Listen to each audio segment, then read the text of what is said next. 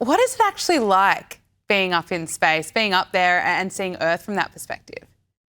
It's amazing. Well, first of all, floating is incredible. It feels like you're falling because that's actually what's happening. You're falling, but you're moving really fast, so you never hit the earth. The view of the earth is amazing. I installed a module called the cupola. I have this, it's kind of like a cupola behind me. That's my logo. It's a Mm. hexagon. There's six windows around you and one big window above you. And we installed it. And I was actually the first person to open the window cover. So we opened it up. It was amazing. We left all the covers open and I got back to work. And all of a sudden, the inside of the space station turned red. And I was like, this is kind of weird. So I went out and we were over Australia. It was the outback. Right. And, every desert is a different color. Australia is red. And it literally turns, if somebody has the window covers open in the cupola, the space station turns red when we're flying over Australia during the day. Wow, that is incredible. On a spiritual level, how was it for you? So I'm a Christian. I was before I launched. I still am. I came away, I think, with my faith strengthened. Like in my mind, from a scientific point of view, not a religious point of view, somebody had to have created this amazing universe. Mm. Just life is so amazing. But I'm also probably less of a black and white guy. Religion, organized religion, is used so often for political power and to kill people and jihad and all that stuff. So that's obviously wrong. So I'm probably a lot more tolerant than I used to be. But when you see Earth, it's this beautiful planet. I remember thinking one day it hit me like, that's my planet over there, and I'm not on it. I'm on this, the space station. So Mm. we're all on spaceship Earth, and we need to figure out how to work together, how to be crewmates on spaceship Earth, and not be at each other's throats all the time. So my faith was Mm. strengthened. I felt like I was seeing creation from God's point of view.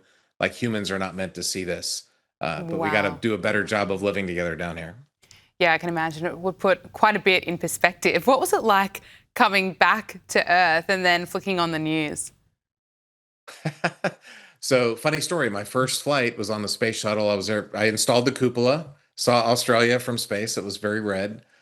We landed it late. I went to saw my family. I had little kids at the time. I go back to the crew quarters and I turned on the news, and I could barely move. Like I had to crawl across the bed because I felt like gravity was going to crush me. And I had to turn it off because it was just noise.